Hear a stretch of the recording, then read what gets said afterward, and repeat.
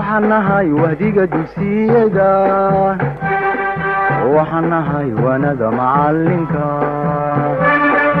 وحنهاي وهديك دوسيدا وحنهاي وانا معلمك واجي بريبا او بحلقا ورابشو واجي بريبا او بحلقا ورابشو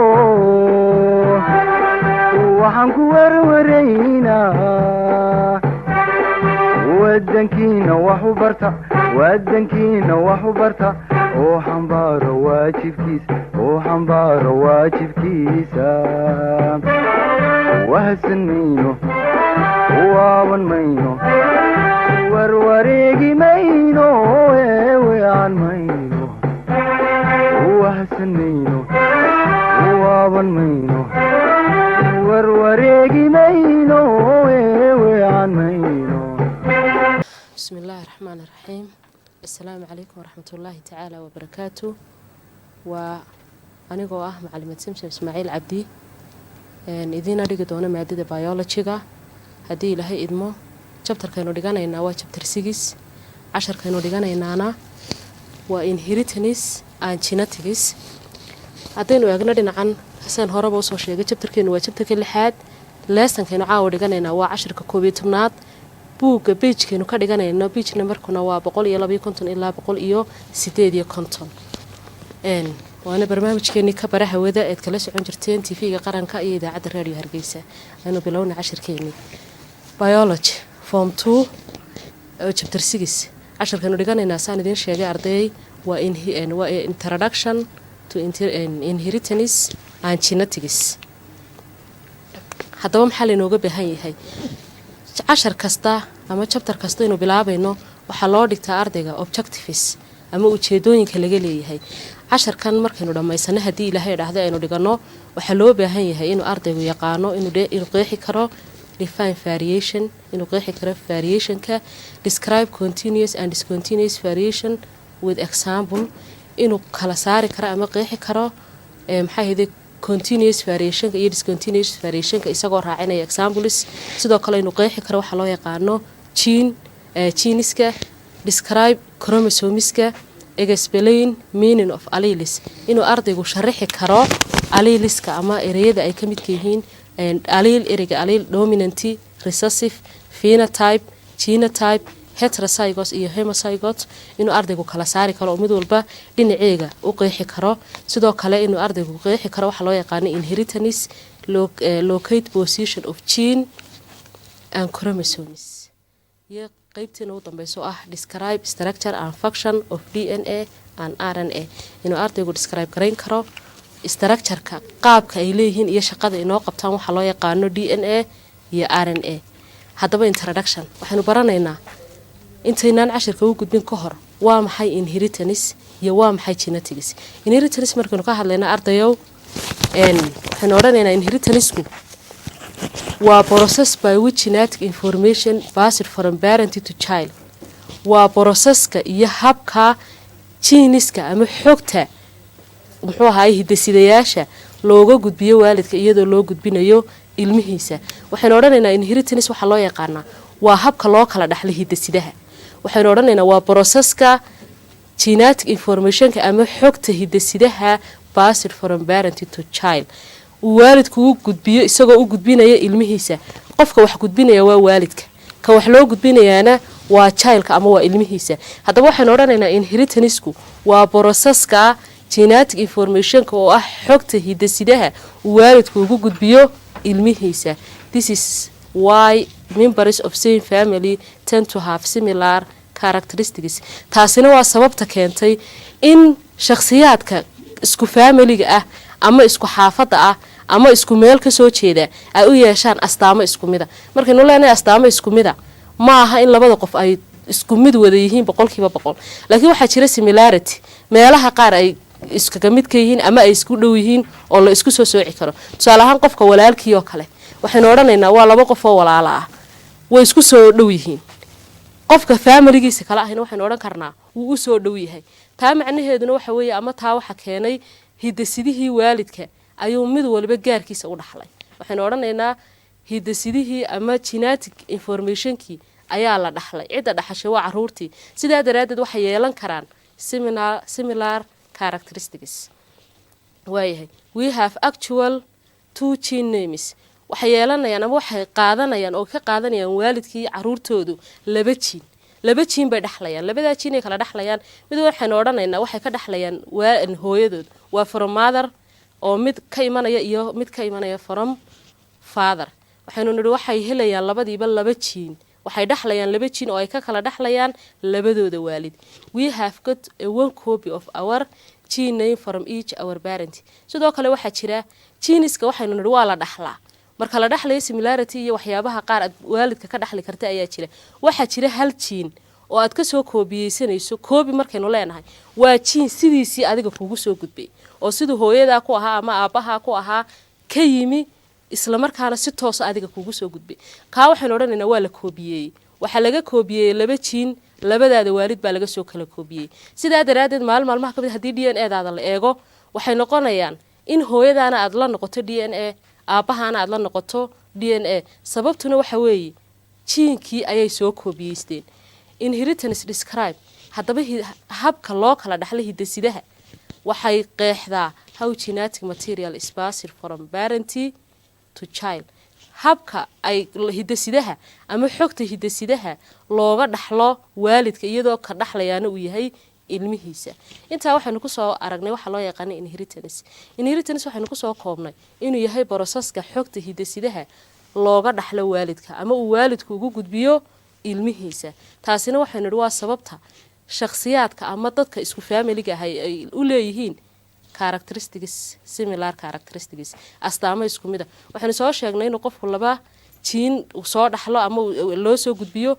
labadaa jiin mid uu ka imanayo from father midna uu ka imanayo from mother sidoo kale waxaynu sheegnay qofka wax loo gudbinayo oo ah ilmuhu inuu ka koobiyeysto labadiisa waalid laba jiin oo mid walba sidiisa uga koobiyeysto waxaynu sheegnay inheritance waxa loo yaqaanaa inay qeexdo habka hiddasidaha uu waalidku ugu gudbiyo ilmihiisa waxaynu eegaynaa ereyga loo yaqaano genetics waa state of heredity and variation isagu waa barashada hiddasidaha and variation iyo kala duwanaanshaha in organismisku sideebay wax u kala dhaxlaan ama habka wax u kala dhaxlaan iyo kala duwanaanshahooda ayaa waxa lagu bartaa waxa loo yaqaano genetics waayahay 6.1 waa chapterkeena 6 qaybtiisii koowaad waxaynu ku baranaynaa waxa loo yaqaan variation hadii jeer waxa loo yaqaan waa kala duwanaansho waxaynu naqaanaa nooluhu inuu kala duwan yahay dhinac markaynu ka eegno organisms waxaanu kala saari karnaa human being ama dad iyo xoolo sidoo kale dadka markaynu ka hadlayno ama humanka markaynu ka hadlayno way kala duwan yihiin inay kala duwan yihiinna waa tay noo sahasha inaynu qof walba gaarkiisa u naqaano waxa keenay qof kasta wuxuu leeyahay qaab gaar ah shapekiisu waa gaar structurekiisu waa gaar iyo sidoo kale maxay taasi waxay keenaysaa inaynu qof walba gaarkiisa u aqoonsano waayahay variation every species have characteristics features of shape and structure and shape by which can be recognized and identified waxaanu nidhi qof kasta ama noolo kasta waxa uu leeyahay shape iyo structure isaga u gaar ah taasina waxay keentay inuu qofka identified aanu isaga ku garanno tusaale ahaan the organisms are different hair color noolayaashu ama organisms waxay ku kala duwan yihiin markaynu ka hadlayno humanka hair colorka ama timahooda midabkiisa ayay ku kala duwan yihiin qaar waxay noqon karaan madow qaar waxay noqon karaan brown qaar waxay noqon karaan nooc waxaanu nidhi hair colorka lagu kala duwan yahay sidoo kale heightka lagu kala duwan yahay dhararka dadka isku mid maaha qaar way dheer yihiin qaar way gaab yihiin qaar waa dhexdhexaad waxaynu odhan karnaa way ku kala duwan yihiin weydka iyo skin color sidoo kale xajmiga qofka waa lagu kala duwan yahay aan skin color iyo midabka bini'aadanka ama human being markaynu ka hadlayno qaar midabkooda waa casaan qaar midabkoodu waa madow qaarna midabkoodu waa cadaan waxaasoo dhan waa examples of different variation waxaasoo dhan waxay tusaale fiican inoogu yihiin kala duwanaanshaha haddaba waa maxay variationku waa different characteristics between individuals of the same species is called variation kala duwanaanshaha astaamaha u dhaxeeya shakhsiyaad isku same species ama isku nooca ayaa waxa loo yaqaanaa variation tusaale ahaan human being dadka iyagoo wada bila'aadana ayay haddana kala duwan yihiin. Waxay ku kala duwan yihiin xagga dhararka sidaan hore usoo aragnay, waxay ku kala duwan yihiin midabka iyo timaha kalarka ay leeyihiin. Haddaba some variation kala duwanaanshaha qaarkii is passed from parenty to offspring. Waxa laga soo gudbiyaa xagga parentiga iyadoo loo gudbinayo caruurta via gene iyadoo la dhex marinayo hidde-sidaha. Waxaa jira there are two types of variation, laba nooc oo loo qaybiyo variationka. Labada nooc waxay kala yihiin continuous variation iyo discontinuous variation. Waxaynu odhanaynaa continuous variationku waa noocee haddaba. Sawirka ama image-ka inoo muuqda waa labaduba waa human being ama waa laba qof. Waxay ku kala duwan yihiin ay kalarka ama indhahooda midabka yihiin. Sida inoo wada muuqata qaarkood waa brown, mid ka mid ah indhihiisu waa brown, ka kalena midabkiisa waynu aragnaa, waxaynu odhan karnaa waa blue ayuu u dhow yahay. Sidaa daraadeed sawirka ama image-ka ama jaantuska inoo muuqda wuxuu ina tusayaa inay jiraan variation kala duwanaansho same species, laba shay oo isku mid ah ama laba qof oo specieskooda ay same yihiin oo labaduba bilaadan ahay inay leeyihiin kala duwanaansho. Kala duwanaanshaha imka inoo muuqdaana waa kalarka indhaha. Waxaynu eegaynaa continuous variation. Continuous variation are not easily separated. Si fudud looma kala saari karo. Markaynu ka hadlayno continuous variationka waxaynu odhanaynaa si fudud looma kala saari karo. It's very common in human. Hadii jeer dadka caan buu ku dhex yahay ama uu ku badan yahay. It's caused by environment. Waxa sababa deegaanka ayaa sababa. Waxaynu odhanaynaa continuous variationka si fudud looma kala saari karo. Waxaana tusaale inoogu ah dhararka, midabka, indhaha midabkooda iyo kuwa aynu hore u soo aragnay. Waxaynu eegaynaa ka loo yaqaan discontinuous variation. Discontinuous variationku waa type of variation, waa nooc ka mid ah variationka. That's not intermediate for example. Waxa loo kala saari karaa aan idhaahdo si fudud. Halka kii hore aan si fudud loo kala saari karin. Tusaale ahaan waxaynu odhan karnaa discontinuous variationku waa variation aan isbedelin. Waxa tusaale inoogu ah is one either male or female. Qofka lab iyo dhedig ku yahay isma bedesho. Waxaynu odhan karnaa wuu isbedelaa maaha. Waa wax qofku ilaa markuu dhashay ilaa markuu ka dhimanayo hadii uu lab yahay waa lab, hadii uu female yahayna waa female. Sidaa daraadeed waxaynu odhanaynaa waa waxaan isbedelin. Another example markaynu eegno tusaale kale waa ABO blood groups. Groupska dhiigga waxa loo kala qaybiyaa A, B iyo O.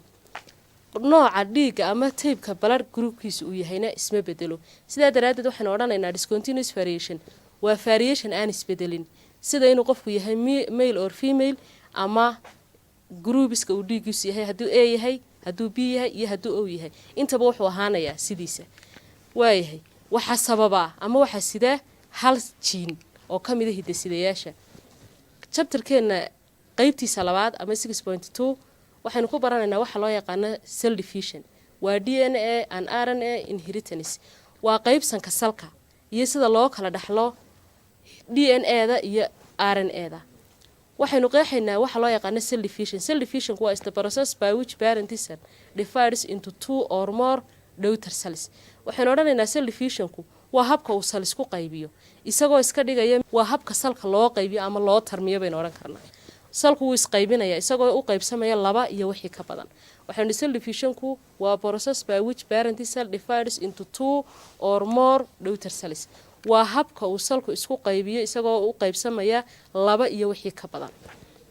Waayahay there are two types of cell division. Waxaa jira laba nooc oo loo qaybiyo cell divisionka. Labada qaybood loo kala qaybiyo waxay kala yihiin waa meiosis. Waa meiosis iyo mitosis. Meiosis iyo mitosis labaduba waa hab loo qaybiyo salka. Labadaasi way kala duwan yihiin. Mid wuxuu ka dhacaa waxa loo yaqaano somatic cells. Waa mitosiska. Wuxuu ka dhacaa cellska jirka ee normalka ah. Halka waxa loo yaqaan meiosis-kuna uu ka dhaco reproduction-ka ama meelaha waxaynu odhan karnaa organiska taranka ayuu ka dhacaa. Markaynu eegayno kuwan waxyaabay ku kala duwan yihiin waxay ku kala duwan yihiin waxa kamid ah mitosisku wuxuu soo saaraa 2 daughter cells. Halka uu meiosis-ku ka soo saaro 4 daughter cells. Waynu arki doonaa hadii la yiraahdo. Laakiin waxaad maanka ku haysaa cell division-ka in loo qaybiyo laba qaybood. Labada qayboodna ay kala yihiin mitosis iyo meiosis. Waxaynu eegaynaa mitosis. Waa process of making new body to produce two cells that genetically identical. Waa markuu salku qaybsamo wuxuu soo saarayaa laba sal oo cusub. Waxa la soo saarayaa 2 daughter cells kuwaasoo genetical identical ah jiin ahaan waa isku mid markaynu leenahay jiin ahaan waa isku mid maxay isku mid ka yihiin tusaale ahaan parental cellka ama salka qaybsamay wuxuu ka koobnaa 46 chromosomes halka two daughter cellskuna ay ka kooban yihiin iyaguna 46 chromosomes salku markuu qaybsamay hal mar buu qaybsamay waxa dhacay two daughter cells baa la soo saaray salku two daughter cells ka soo baxay genetically same in a parental cell cells ka soo baxay daughter cells ka ahi genetic ahaan waxay la mid yihiin parental cellka hal cell division baana dhacay waxaanu ka dhacaa somatic cells ka aynu xagga soo yara eegno tusaale ahaan waxaanu qaadanaynaa waxa loo yaqaano mitosis sal baa qaybsamay salku markuu qaybsamo wuxuu soo saaraa laba two daughter cells buu soo saaraa two daughter cells ka uu soo saaray salka parental cellka ahi waxa uu leeyahay 46 chromosomes labada sal ee daughter cells ka ahi waxaan ka wadaa parental cellku wuxuu leeyahay 46 chromosomes labada sal ee soo baxay ee aynu nidhi waa cells cusub oo waa daughter cells iyaguna waxay leeyihiin 46 chromosomes waxaynu odhanaynaa hal cell division baa dhacay one cell division ayaa dhacay hal mar buu salkaasi qaybsamay waxaynu odhanaynaa salkaasi wuxuu qaybsamay hal mar halkii mar uu qaybsamay wuxuu soo saaray two cells ama two daughter cells buu soo saaray cellska parental cellku wuxuu ka kooban yahay 46 chromosomes labada sal ee uu soo saarayna jiin ahaan isagay la mid yihiin waa identical mar hadduu kan ka koobnaa 46 chromosomes kan kalena wuxuu ka kooban yahay 46 chromosomes halka meiosisku wuxuu kaga duwan yahay salka uu qaybsamaa wuxuu ka kooban yahay 46 chromosomes waxa dhaca hal cell division halkaas cell division wuxuu soo saaraa two daughter cells haddana mar labaad buu salku isqaybiyaa mid walba wuxuu soo saaraa laba sal oo cusub waayahay labadan cellskan waxa soo baxa four daughter cells kaasi jiin ahaan way ka duwan yihiin parental cellka waxay kaga duwan yihiin waxa weeye parental cellku wuxuu ka koobnaa 46 chromosomes laakiin daughter cellska soo baxay waxay ka kooban yihiin 23 chromosomes 23 chromosome bay ka kooban yihiin salku wuxuu qaybsamay laba jeer halka waxa dhacay cell division baa ka dhacay one cell division baa dhacay halka markaynu joognay mar labaad kana waxa dhacay cell division kala dhacay halkan markaynu joognayna waxa dhacay cell division labaad waa cell division labaad baa dhacay inuu cell division labaad dhacay waxaan ku garanaynaa salku markii hore uu isqaybiyay wuxuu isku qaybiyay laba qaybood labada qaybood isku qaybiyay waxay la mid yihiin isaga labadaba waxay sitaan 46 chromosomes haddana uu isa sii qaybiyay wuxuu isku sii qaybiyay kan wuxuu isku qaybiyay laba kana wuxuu isku qaybiyay laba halka waxa ka soo baxay 4 daughter chromosomes afar chromosome oo cusub ayaa halka ka soo baxay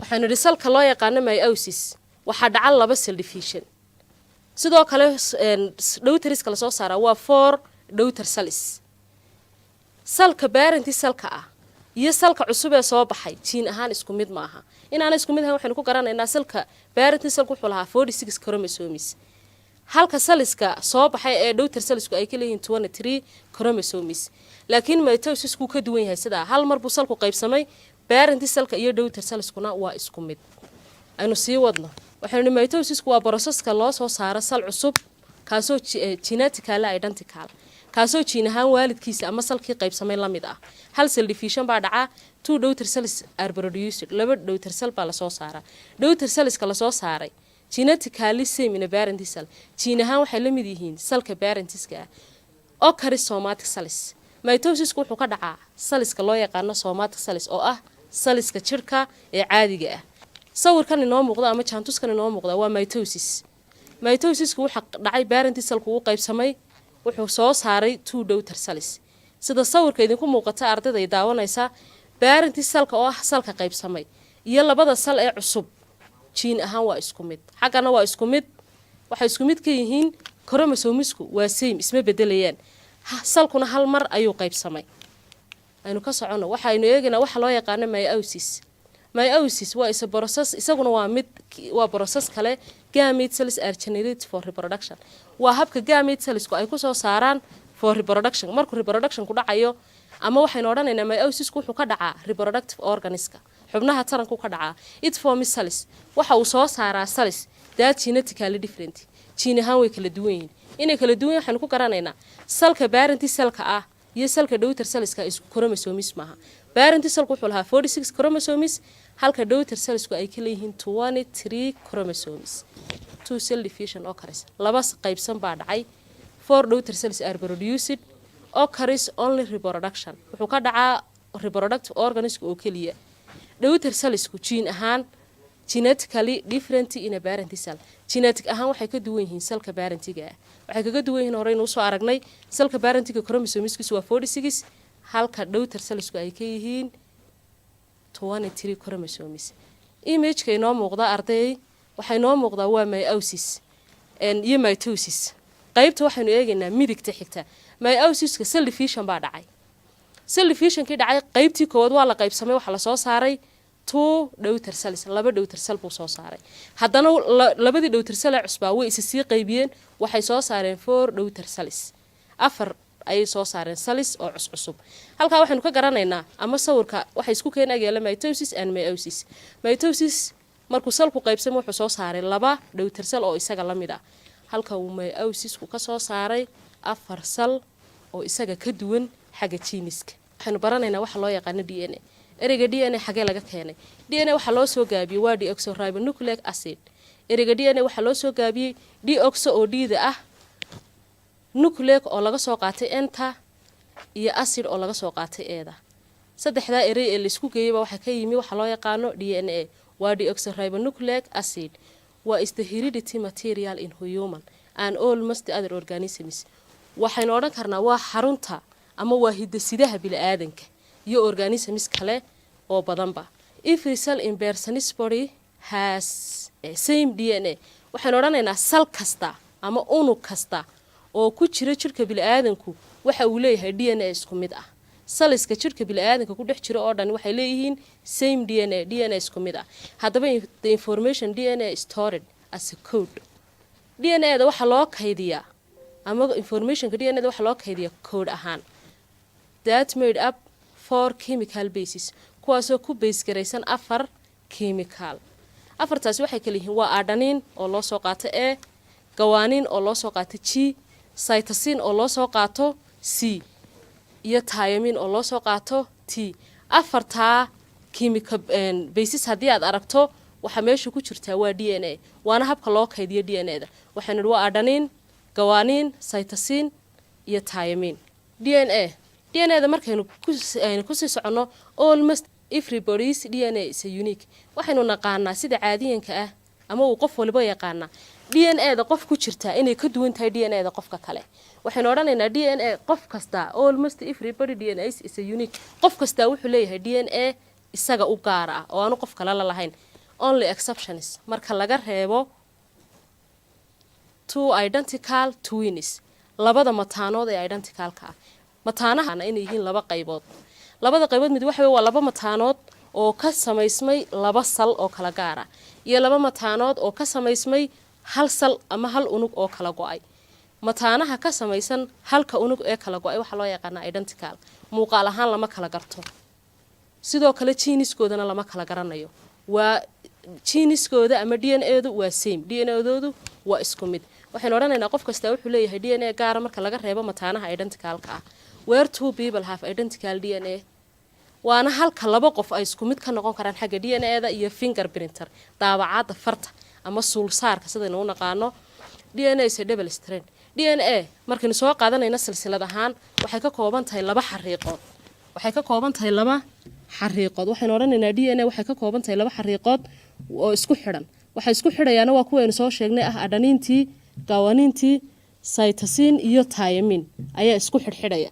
si iskugu xidhmayaana waad arki doontaan haddii Ilaahay yiraahdo. laakiin DNA waxay ka kooban tahay laba silsiladood ama laba xadhig oo dhaadheer. aynu ka socono RNA. DNA waxaanu soo sheegnay in qof kasta leeyahay DNA gaar ah sidoo kale ay ka kooban tahay laba silsiladood. RNA baynu eegaynaa. RNA maxaa loo soo gaabiyay? waa ribonucleic acid. baa waxa loo soo gaabsaday waxa loo yaqaano RNA. present in all living cells ku jirta dhammaanba cells-ka bini'aadanka ama noolaha aan many viruses iyo virusyo fara badan. consist taasoo ka kooban single stranded chain hal silsilad ay ka koobanta. halka DNA-da ay ka koobnayd laba silsiladood. DNA molecules involved in protein synthesis.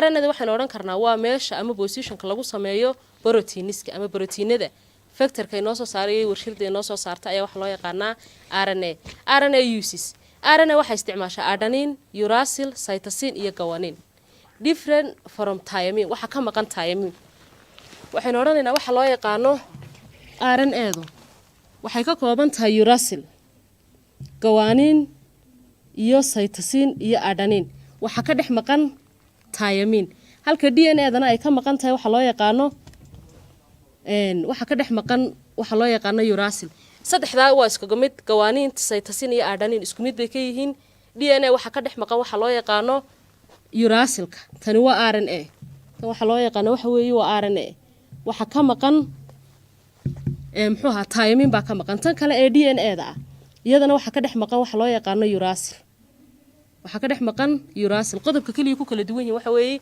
DNA da inaanay lahayn uracil halka RNA duna aanay lahayn thiamine waxaynu eegaynaa kala duwanaanshaha waxay ku kala duwan yihiin DNA da iyo RNA da DNA da waxay ka samaysan tahay deoxyribonucleic acid halka RNA ay ka samaysantahay waxa loo yaqaan ribonucleic acid sugar DNA waxay leedahay codiska ama chemical basiska adenine gawaaniin cytosine iyo thiamine halka ay RNA ka leedahay adenine gawaaniin cytosine iyo uracil waxa ka dhex maqan thiamine DNA waxay leedahay laba silsiladood halka RNA ay ka leedahay hal silsilad DNA found in a nucleus only DNA waxa laga helaa nucleus ama bu'da salka oo kaliya ayaa laga helaa halka RNA laga helo nucleus iyo cytoplasmka waayahay waxaan oranaynaa DNA waa stable halka RNA ay ka tahay less stable si iskugu beegan yihiin DNA waxa isku xidhma adenine iyo thiamine iyo cytosine iyo gawaaniin waxa isku xidhma adenine iyo gawaaniin iyo cytosine iyo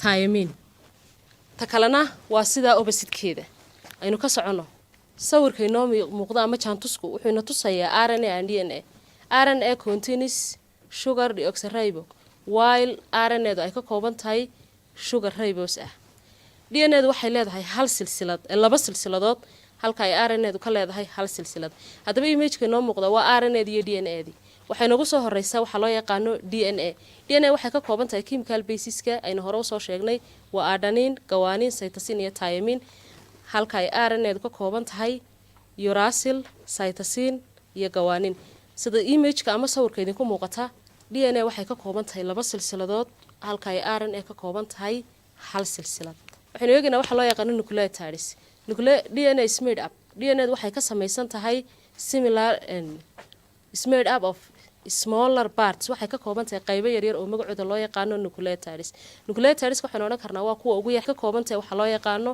DNA nucleotide was the smallest structural and functional unit of DNA nucleotides waxaan oranaynaa waa wax qurubka ugu yar xagga qaabka iyo xagga shaqada ee ay ka kooban tahay DNA-du way chromosomes waa maxay chromosomes are in the cell nucleus chromosomes waxay ku dhex jiraan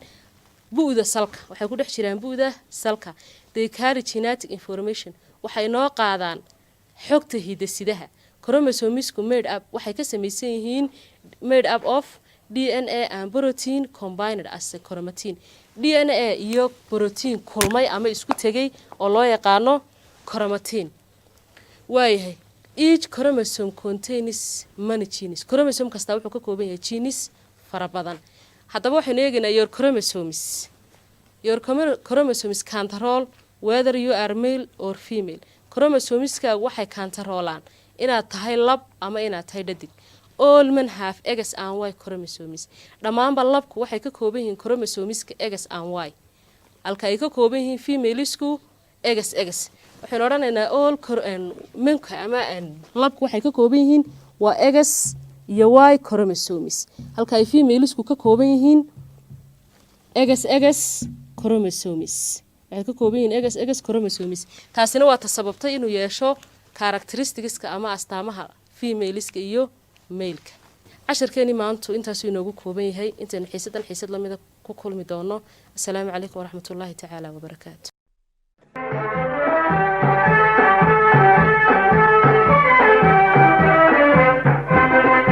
waxaan nahay wahdiga dugsiyada waxaan nahay wanada macalinka waxaan nahay wahdiga dugsiyada waxaan nahay wanada macalinka waagii baryaba awbax laga waraabsho waagii baryaba awbax laga waraabsho waxaan ku warwaraynaa wadankiina wax u barta wadankiina wax u barta oo xambaaro waajibkiisa wahsan mayno waaban mayno warwareegi mayno weewean mayno wahsan mayno waaban mayno warwareegi mayno